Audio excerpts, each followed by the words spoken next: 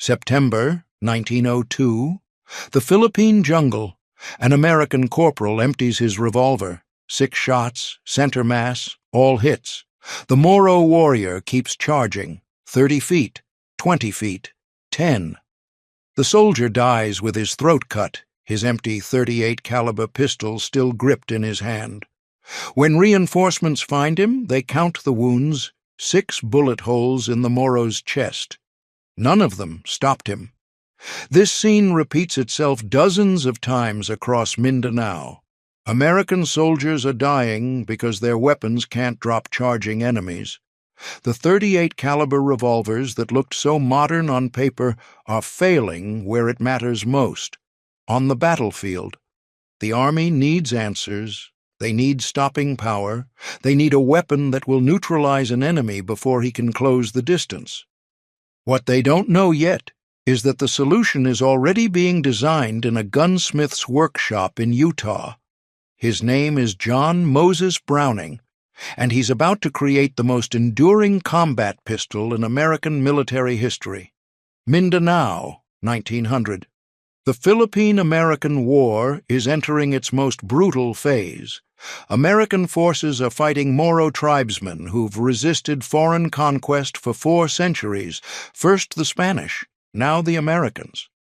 These warriors are unlike anything U.S. troops have encountered. They wear armor crafted from water buffalo horn and brass plates connected with chainmail.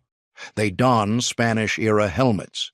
Before battle, many consume drugs that numb pain and induce what soldiers describe as religious frenzy.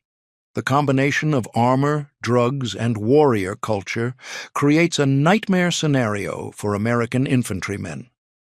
A lieutenant writes in his field report, "Our men engage enemies at close range.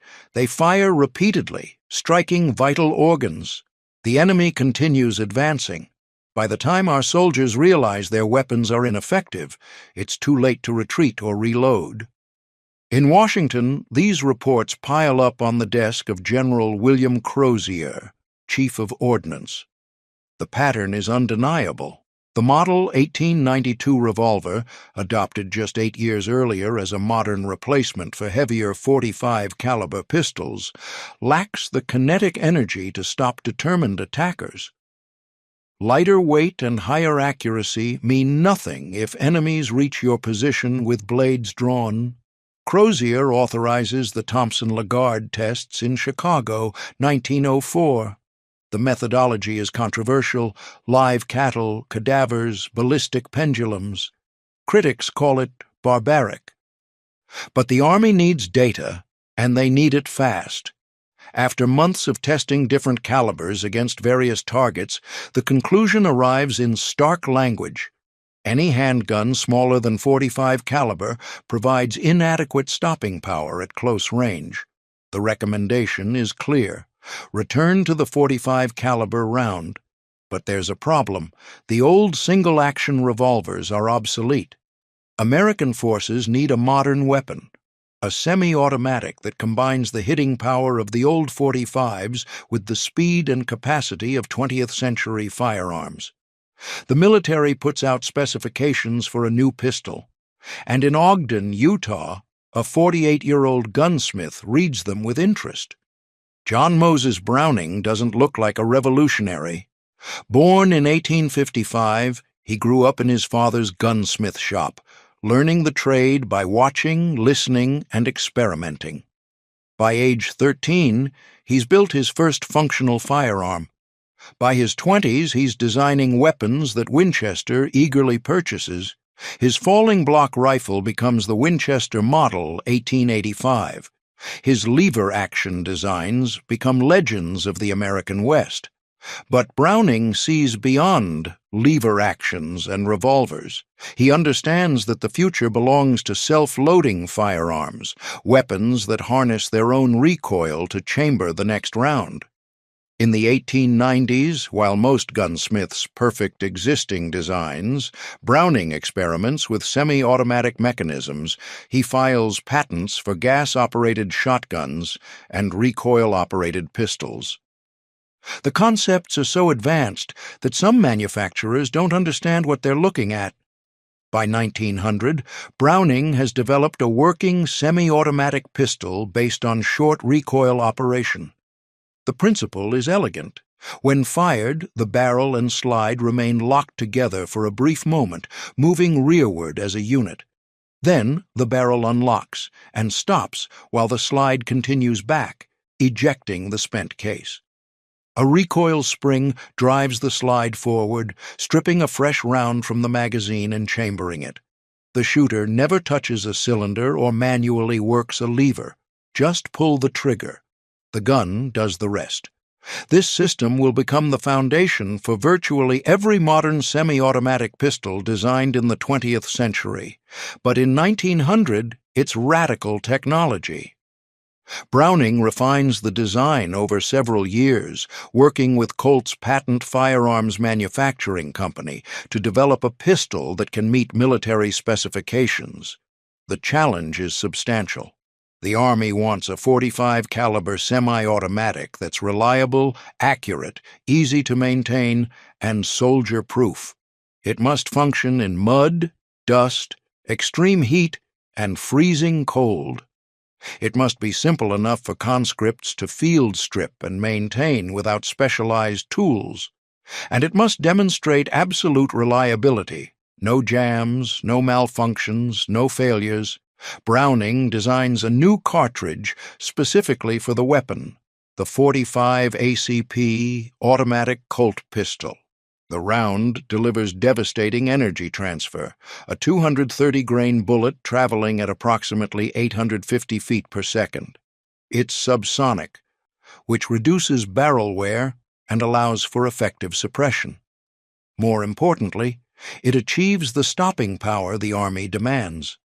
The pistol itself features innovations that seem obvious in hindsight, but are revolutionary in 1905. A grip safety prevents accidental discharge if the weapon is dropped. A slide stop locks the action open after the last round, providing immediate visual confirmation that the magazine is empty. The single-stack magazine holds 7 rounds, small by modern standards, but revolutionary compared to 6-shot revolvers. And the entire system is built around principles of controlled recoil and mechanical simplicity. Between 1906 and 1911, the Army conducts exhaustive trials. Multiple manufacturers submit designs. Colt's Browning-designed pistol competes against entries from Savage Arms, Luger, and others. The tests are merciless, thousands of rounds, mud tests, sand tests, water immersion, deliberate abuse. The Army wants to know, which pistol will function when everything goes wrong? March 29, 1911, the final torture test. Under John Browning's personal supervision, a single Colt pistol fires 6,000 rounds over 2 consecutive days. The barrel grows so hot that observers worry it will fail. Browning's solution is pragmatic. Dunk the weapon in a bucket of water to cool it, then continue firing. The military observers watch for any sign of malfunction, a jam, a misfire, a failure to eject. Nothing. The Colt pistol chambers round after round without hesitation. Meanwhile, the Savage pistol competing alongside it suffers 37 malfunctions during the same trial. The decision is unanimous. On March 29, 1911, the United States Army officially adopts Browning's design as the automatic pistol, caliber .45, model of 1911. The Navy and Marine Corps follow shortly after. Production begins immediately. The manufacturing cost, approximately $14.50 per unit for Colt during World War I. The pistol weighs 39 ounces unloaded. Overall length, 8.25 inches. 7 rounds in the magazine, 1 in the chamber. Simple, powerful, reliable. Nobody realizes it yet, but this pistol will still be eliminating America's enemies more than a century later. France, October 8, 1918. The Argonne Forest. Corporal Alvin York and 16 other soldiers advanced through heavy timber toward German machine gun positions near Hill 223. The mission: silence the machine guns pinning down their regiment. As they approach, German gunners open fire. York's squad takes casualties immediately. Several men fall in the first burst. York, a Tennessee mountain man who learned marksmanship hunting to feed his family, drops to the prone position and returns fire with his M1903 Springfield rifle. His accuracy is devastating. He dispatches German machine gunners with precise rifle shots. The German position begins to collapse. Then everything changes. 6 German soldiers charge York with fixed bayonets, attempting to overrun his position before he can reload. York drops his rifle and draws his M1911 pistol. What happens next becomes legend. York shoots the charging Germans from back to front, the last man in line first, working forward, so those behind don't see their comrades falling and halt the charge. It's the same technique he used hunting wild turkeys in Tennessee. 6 men charge, 6 men fall. York's M1911 doesn't jam, doesn't misfire, doesn't fail. With the bayonet charge broken, York advances on the German trench with his pistol drawn. A German lieutenant, seeing the carnage and believing he's facing a larger force, signals surrender. By the time York and his remaining men reach American lines, they've captured 132 German prisoners and silenced more than 30 machine guns. York receives the Medal of Honor. When reporters ask how he accomplished the feat, York credits 3 things: divine providence, mountain-bred marksmanship, and the M1911 pistol that never let him down. In 2006, nearly 90 years after the battle, forensic investigators locate the precise site of York's action and recover shell casings. Ballistic analysis confirms 46 .30-06 casings from York's rifle and 23 .45 ACP casings from his M1911. The evidence corroborates York's account exactly. Those 23 shots, fired under extreme stress in close combat, prove the M1911's combat effectiveness in ways no peacetime test ever could. Stories like York's spread through the American Expeditionary Force. Soldiers who initially doubted the new pistol become converts. The M1911 isn't just reliable, it delivers the stopping power that .38 caliber revolvers couldn't provide in the Philippines 16 years earlier. Tank crews keep them close in cramped turrets. Officers wear them on their hips. Pilots carry them in cockpit holsters. The pistol becomes synonymous with American combat power. But the M1911's wartime performance reveals problems. Soldiers request modifications based on battlefield experience. The hammer spur is too long. It bites the web of the shooter's hand during recoil. The grip safety tang is too short, failing to deactivate reliably under stress. The trigger is wide and smooth, difficult to control with gloved hands. The mainspring housing is flat, which some shooters find uncomfortable. Between 1920 and 1926, Army engineers incorporate these field modifications into an improved design. The changes are subtle but significant. Shorter hammer spur, longer grip safety tang, narrower trigger with serrations, arched mainspring housing, simplified checkering on the grip panels.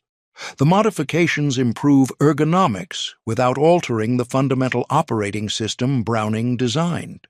In 1926, the Army designates the improved pistol the M1911A1.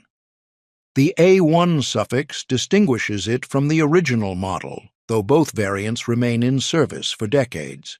The cost remains low, approximately $24 per unit when Springfield Armory contracts with Colt in 1936. The design is mature, the manufacturing is efficient, the weapon works. 3 months after the Army adopts the A1 variant, John Moses Browning dies of a heart attack in Belgium. He's 71 years old. He leaves behind an extraordinary legacy. The M 1918 Browning automatic rifle, the M 1917, and M2 machine guns, the Browning high-power pistol, and dozens of other firearms that will influence weapons design for generations. But nothing will prove more enduring than the M 1911. It will outlast him by more than a century. June 6, 1944. Normandy beaches. The largest amphibious assault in human history unfolds across 50 miles of French coastline. Among the tens of thousands of American soldiers storming ashore, the M 1911A1 is ubiquitous. Officers wear them in shoulder holsters, tank commanders keep them within reach. Paratroopers drop into the pre-dawn darkness with them strapped to their equipment harnesses. The demand is staggering. America needs pistols by the hundreds of thousands. Colt is already overwhelmed producing machine guns for the war effort. The government contracts with companies that have never manufactured firearms. Remington Rand, a typewriter company, becomes the largest producer of M 1911A1s during World War II, manufacturing approximately 900,000 pistols. Union Switch and Signal, a railroad equipment manufacturer, produces 55,000. Ithaca Gun Company makes 335,000. Even Singer, the sewing machine company, receives a contract for 500 pistols at a cost of $557.75 each. But this educational order is designed to develop manufacturing processes rather than produce weapons at scale. Wartime production introduces changes to speed manufacturing. Bluing gives way to parkerized finishes. Wooden grip panels are replaced with brown plastic. But the core design, Browning's 1905 concept, remains unchanged. And the pistol performs flawlessly. In the frozen Ardennes during the Battle of the Bulge, it works. In the burning deserts of North Africa, it works. In the steaming jungles of the Pacific Islands, it works. American tank crews particularly favor the M 1911A1. Sherman tanks carry up to 5 pistols for crew personal protection. The reasoning is practical. If the tank is hit and crew must bail out, a pistol is faster to draw and more maneuverable than a rifle. One tanker explains the doctrine, "You lift the pistol above the hatch and spray rounds at anyone trying to stop you from abandoning the vehicle. The .45 keeps them honest."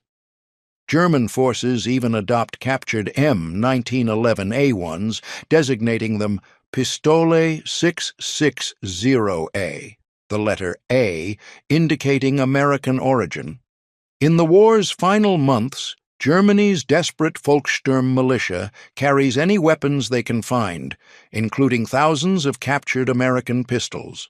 For a weapon designed to fight Moro warriors in the Philippines, the M 1911 has traveled an improbable distance. By 1945, approximately 1.9 million M 1911 A1 pistols have been produced for World War II. When peace comes, military planners expect the design to fade into obsolescence like most wartime weapons. They're wrong. Korea, 1950. The pistol serves again, this time in sub-zero temperatures on the Korean peninsula. It functions flawlessly in conditions that jam other weapons. Vietnam, 1965 through 1975. The M 1911A1 serves in jungles, rice paddies, and the claustrophobic tunnels where Viet Cong guerrillas hide. Tunnel rats, soldiers who crawl into enemy underground complexes, prefer it over rifles because of its compact size and devastating close-range power. By the late 1970s, under political pressure to standardize on NATO 9mm ammunition, the Air Force runs trials for a new service pistol. After multiple competitions and controversies, the Beretta 92F is officially adopted on January 14, 1985.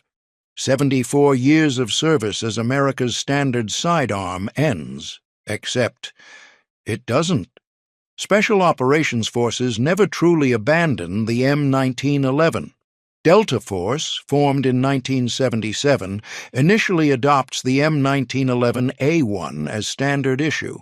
Each operator receives a pair of pistols, meticulously customized by unit armorers to match grade standards. The modifications are extensive: improved sights, extended controls, aggressive grip checkering, match-grade barrels. Delta Force founder Colonel Charles Beckwith particularly favors the .45 caliber round for its stopping power and low penetration risk in hostage rescue scenarios. Navy SEALs continue using the M1911 for specialized missions. Marine Force reconnaissance units maintain stocks of customized variants. FBI hostage rescue team operators carry them. SWAT teams across America adopt them. The stopping power that made the pistol effective against Moro warriors in 1902 remains unmatched by lighter 9mm rounds. In 1991, 50 years after Pearl Harbor, M1911A1s remain standard equipment in American armored vehicles during Operation Desert Storm. Tank crews still carry them. Some soldiers report using pistols that are 45 years old. The weapons still function perfectly. In 2012, the Marine Corps awards Colt a $22.5 million contract for 12,000 M45A1 pistols, a modernized variant designated the Close Quarters Battle Pistol. The new version features updated sights, accessory rails, and modern finishes, but it still fires the .45 ACP round. It's still based on Browning's design. The Marines issue these pistols to Force Reconnaissance Companies, Marine Corps Special Operations Command, and Special Reaction Teams. In 2019, U.S. Army General Scott Miller, top commander in Afghanistan and a Delta Force veteran, is photographed carrying a customized M1911 variant. 108 years after its adoption, the pistol is still going to war. Today, the M1911 has fought in more American conflicts than any other sidearm in history: the Mexican Border War, Haiti, Nicaragua, World War I, World War II, Korea, Vietnam, Grenada, Panama, the Gulf War, Iraq, Afghanistan. From Pancho Villa to Osama bin Laden, the pistol has engaged every enemy America has faced over more than a century. Manufacturing continues worldwide. Colt, Remington, Sig Sauer, Smith & Wesson, Springfield Armory, Kimber, Ruger. Nearly every major firearms manufacturer produces M1911 variants. The patent expired decades ago. The design is public domain. Anyone can build one. And people do, millions of them. In 2011, Utah adopts the Browning M1911 as the official state firearm, honoring John Moses Browning's birthplace. Walk into a gun store today, and you can purchase a 1911 functionally identical to the pistol Alvin York carried in the Argonne Forest. Same operating system. Same .45 caliber round, same grip angle, same short recoil principle. You're buying a 120-year-old design that shows no signs of obsolescence. The numbers are staggering. The U.S. military procured approximately 2.7 million M1911 and M1911A1 pistols during official service. But that doesn't include commercial production, foreign military variants, competition models, or modernized tactical versions. The actual number of M1911 pattern pistols produced worldwide likely exceeds 10 million. It's not just a gun, it's an institution. What makes the M1911 endure? The answer isn't complicated. Function, reliability, ergonomics, stopping power. John Browning understood something fundamental about weapons design in 1905 that remains true in 2025. Complexity is the enemy of reliability.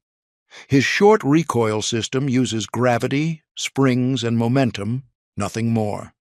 There are no gas systems to foul, no complex linkages to fail, no fragile components to break. The tolerances are generous, allowing the weapon to function when dirty, wet, or damaged. The 45 ACP cartridge delivers energy transfer that 9mm rounds can't match. Modern pistols have higher capacity magazines, lighter polymer frames, and more sophisticated sights. But when a SWAT officer needs to stop a threat immediately, when a soldier faces an enemy at arm's length, when there's no room for failure, many still choose the M1911. Because after 114 years and millions of rounds fired in every environment imaginable, the weapon has proven one thing beyond question. It works. The Philippine-American War created the requirement. John Moses Browning designed the solution. Alvin York proved its effectiveness. Millions of soldiers carried it into combat, and 114 years after its adoption, the M1911 remains in service with Special Operations Forces worldwide. Some weapons are revolutionary, some are reliable, some are elegant. The M1911 is all three. It's the pistol that was supposed to cost $15 and last a decade. Instead, it became immortal. If this story of American ingenuity and battlefield dominance inspired you, make sure to hit that like button and subscribe to the channel. We bring you the untold stories of World War II, the weapons that won battles, the warriors who carried them, and the moments that changed history. More incredible documentaries are coming your way, and you won't want to miss them.